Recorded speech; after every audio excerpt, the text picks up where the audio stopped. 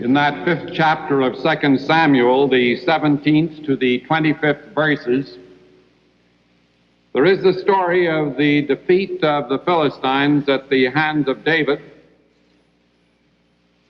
There were two encounters. The first, which describes what happened when he heard that they had come in search of them. David inquired of the Lord just what would happen, and he was given the assurance that he would be victorious over them. Their defeat was so complete that they not only retreated themselves, but they left all their gods and their idols behind. The second was, of course, when they came nigh to Jerusalem, and David again asked God for guidance. And the word came to him this time that he should go around to the rear of the enemy's army, and he should wait opposite a clump of mulberry trees. And when he heard the sound of marching in the top of the trees, he should attack, because he could be sure that the Lord was going before him. When thou hearest the sound of a going in the tops of the mulberry trees, then thou shalt bestir thyself. We do not know just what kind of tree this was. We do know that they were not mulberry, because that variety was not introduced into Palestine until after Old Testament days. They probably were balsam or poplar trees, the kind of trees that the slightest motion in the air would make the leaves to whisper. For the purpose of this sermon, however, the type of tree doesn't really matter. So I'm using the one that is given to us in the King James Version, using it principally because of the symbolism of it. How often it is that God speaks through some symbolic mulberry tree and gives to us our marching orders. It happened to Moses on Mount Horeb, when he saw the burning bush that was not consumed. It happened again when he went up to Mount Sinai, and there the commandments were given to him. It happened to Isaiah when he went up to the temple in the year that King Uzziah died. And there he saw the Lord high and lifted up, and his train filling the temple. And he heard the words to asking, whom shall I send, and who will go for us? It happened to St. Paul when he was walking on the road to Damascus. It happened on that great day of Pentecost when they were all with one accord in one place, and suddenly there came from heaven as a rushing mighty wind, and it filled all the place where they were sitting. One thing all these had in common, and that was the recognition that God was speaking to them and that he was giving to them their marching orders. When thou hearest the sound of going in the tops of the mulberry trees, then shalt thou bestir thyself. Well, there are many sounds of going today, and some of them are extremely frightening. In that sense, we have much in common with those early people of Israel. There were noises that night that spoke not of the nearness of God, but of the proximity of the enemy. There were tensions. There were threats. There were dangers in the air. And some of them must fairly have screeched at them. Trouble was just that close, and so it is with us. Bishop Kennedy tells about a man who was having breakfast in the Kennedy International Airport in New York. A Cuban came into the coffee shop and he waved a beer bottle and he began to tell the people about Cuba and to say that America, above all things, must not ignore what was happening there. One of the waitresses listened very patiently for a time, and then she said, "Listen, mister, this is a place of business, and we don't want any trouble, so get out." And without a word, very dejectedly, and with a very rejected look, the man took his beer bottle and left.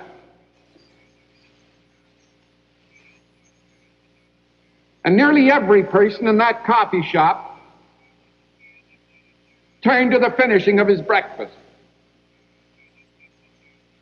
all excepting one. This, an American sailor. And he sat looking at his coffee cup for a few moments. And then he called that waitress over to him. And he said, "Listen, lady, you made a mistake. That Cuban wasn't trying to cause you any trouble. He was simply trying to tell you that you got trouble.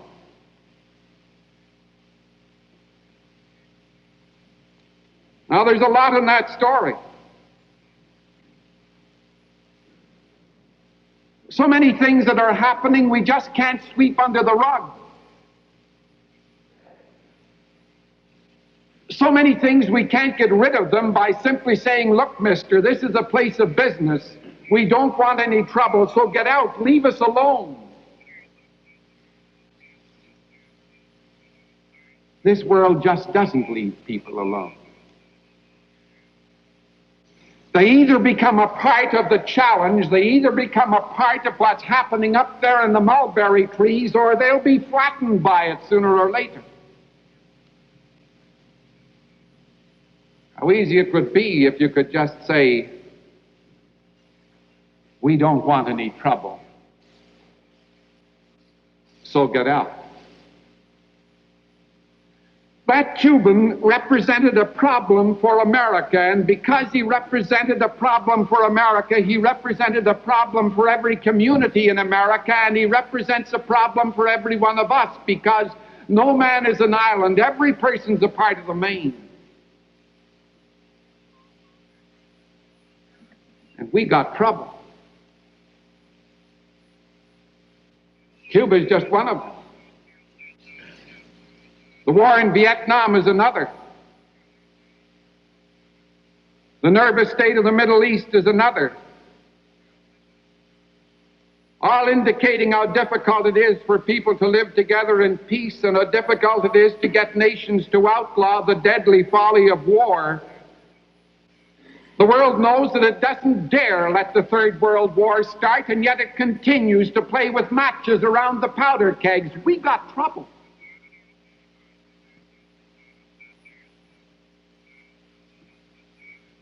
These United States last summer,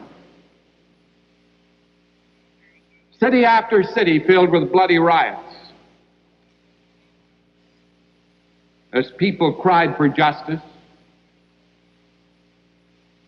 And when it was all over, instead of the feeling that problems had been solved, there was the threat that this was only the beginning.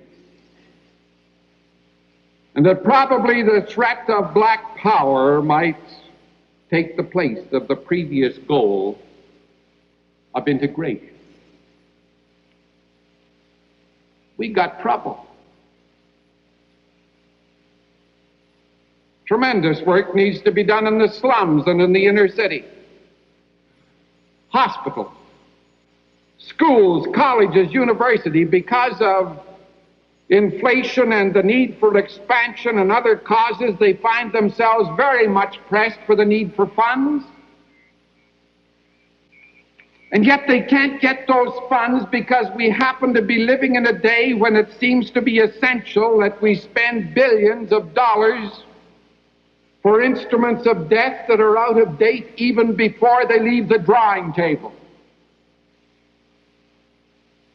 Because we seem to feel that it's tremendously important to stick a needle in the tired old moon.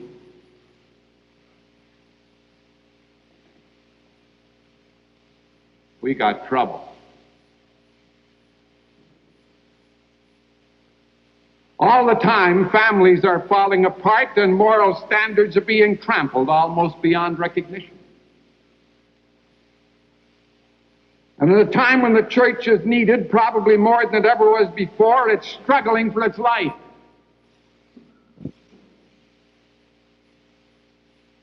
Surely the greatest danger that's facing the world is not the Vietnam War or the threat that's in the Middle East, but in the creeping erosion of moral and spiritual values in these United States of America.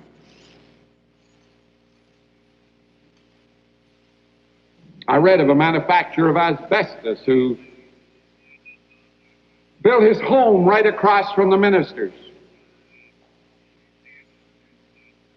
No sooner moved in than he began to spend his life in very riotous living, and he never went to church. The minister was a very kindly person, not as vocal as some of the rest of us. He just didn't like to say a word against anyone. But finally he said to his wife, "It seems to me they're putting a great deal of faith in their asbestos."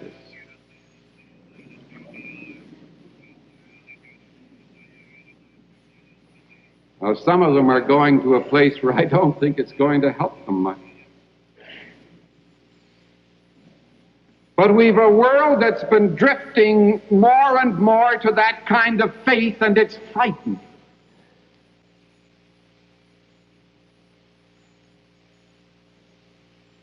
We got trouble. And sometimes the shout of it, the screech of it is so violent, it's so loud, that you can scarcely hear that sound in the mulberry tree. But the sound's there, thank God. The sound is there that reminds us that not only is there an enemy waiting to attack, but there also are some things there that are going for us.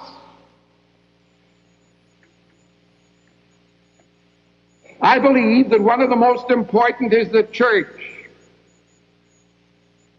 that's trying to be relevant to the problems we face. I know it has been criticized.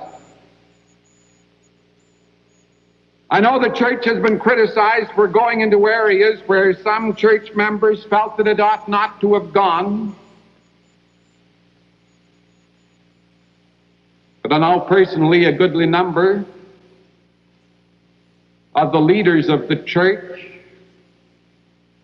of all faiths. And I know that they sincerely believe that they are doing what they believe is right. More than that, you can't expect of me. And there's something else that history says about the church. For years, it has been accused of being pink because of certain recommendations in the social area. But as the decades have gone by, have you noticed that more and more the recommendations that the church made years ago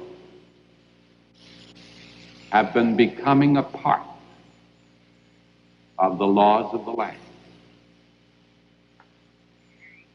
And in spite of the criticism,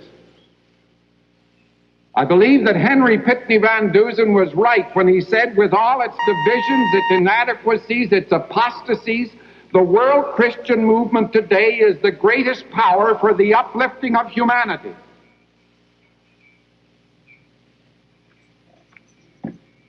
It's the greatest power because it's sincerely trying to be a channel of the gospel. Not because of what it is itself, but because of the foundation on which it stands and the gospel it's attempting to preach.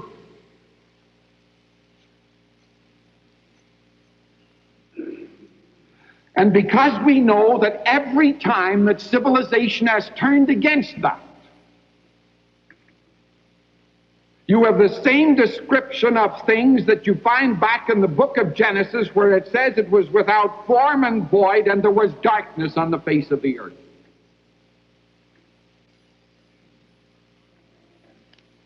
And I believe, in spite of all the crepe hanging, the church has an opportunity today that has seldom been surpassed in history. I believe it because I believe that the world has been trying a lot of other things and it has been turning away from them, hungry and seeking. A couple of weeks ago, we quoted from Dr. Gordon's book, Through the Valley of the Kwai. He was, you recall, describing what happened in a Japanese prison camp. Conditions were horrible. It was difficult for the men to escape utter degradation. And he said one day an Australian sergeant came to him, who had something on his mind that it took him a little time to get it off. He didn't speak very good English, but he got his point over. He said, "Padre, we're fed up with all we see around here. No, sir, it ain't good any way you look at it. It's rotten, rotten, rotten. My coppers and I have given this a lot of thought. We've seen the worst there is, right? Now we feel that there must be something better somewhere. So if you please, we'd like to have another go at this Christianity."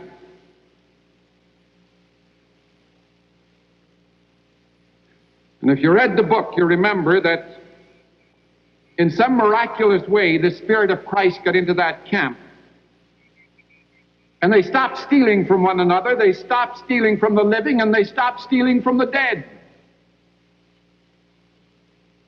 And Gordon said, maybe there's milk and honey of the Spirit that puts hope into a man's eyes and a song on his lips.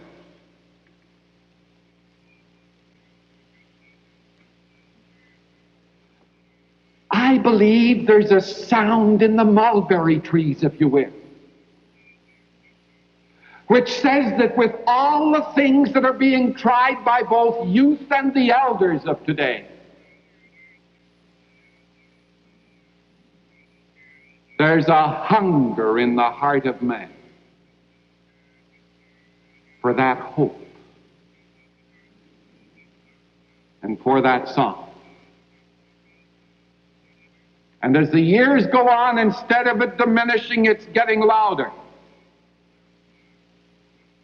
Christopher Morley one day was idly looking at the telephone, and he found himself thinking of the people who were out there somewhere just wishing that the phone might ring. There was the mother whose son had been away from home for a long time and she hadn't heard from him. There's the lonely person in the city who just wants the phone to ring from somebody, from anybody. There are all those young girls out there who Wonder if that young man is ever going to phone and ask them to dinner. And he said he found himself wishing that he could just call them all and give some good news to each. A kind of dial-a-prayer idea. If he could just somehow get into all the needs and all the lonelinesses and all the hunger and all the seeking that's away out there.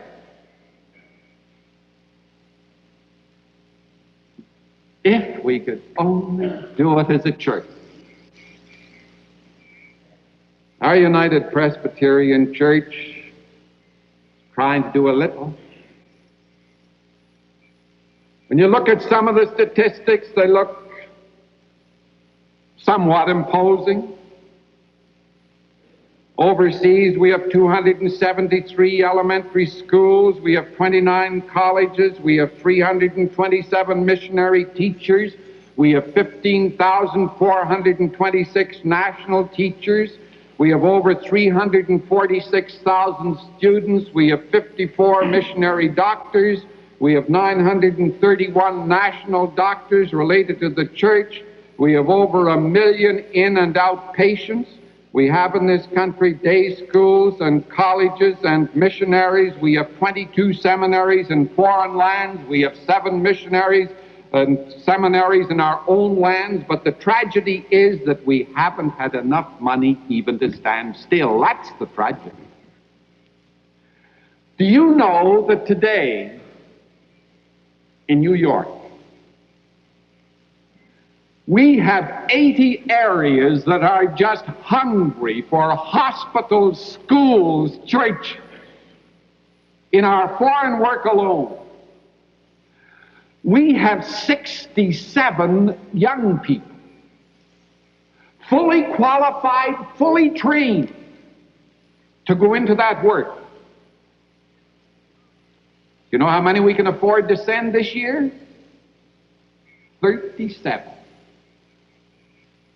And the rest will have to do something else this year. There's been a sound in the mulberry trees, and we've had to ignore it. There's a tide in the affairs of men which, taken at the flood, leads on, but also omitted, all the voyage of their life is bound in shallows and misery. As a church, we've been missing a great many times. So,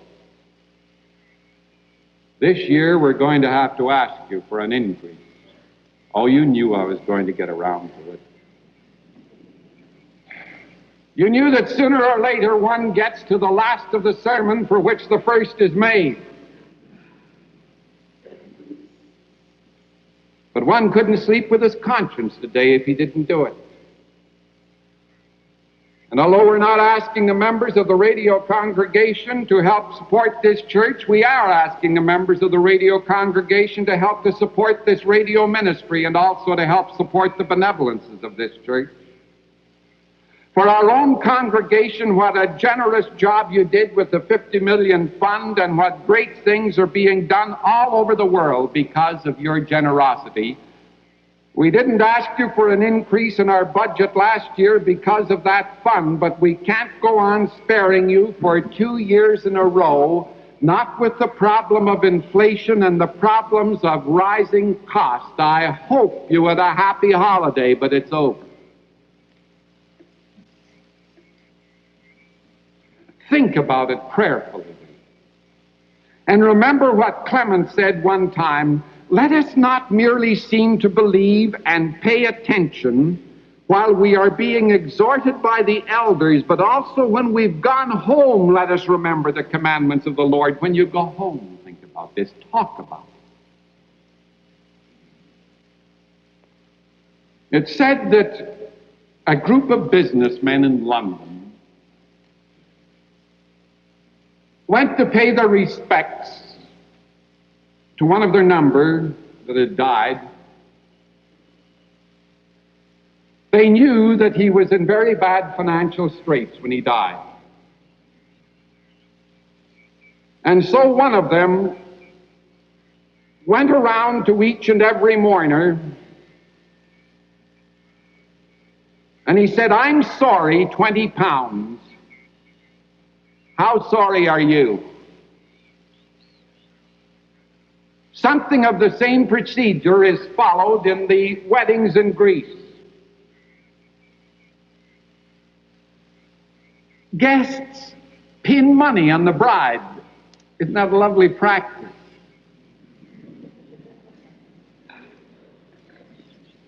Came too late for me for it to do any good.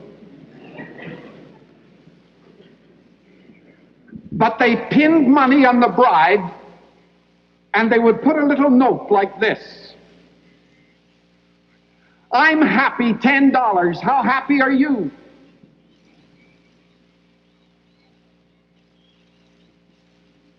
How sorry are you about the state of the world?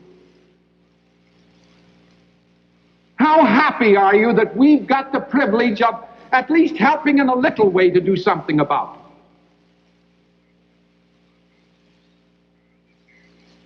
There's no mistaking the sound of marching in the mulberry trees. It's time to move forward. Therefore thou shalt bestir thyself, for then shall the Lord go out before you. In the name of the Father, and the Son, and the Holy Spirit. Amen.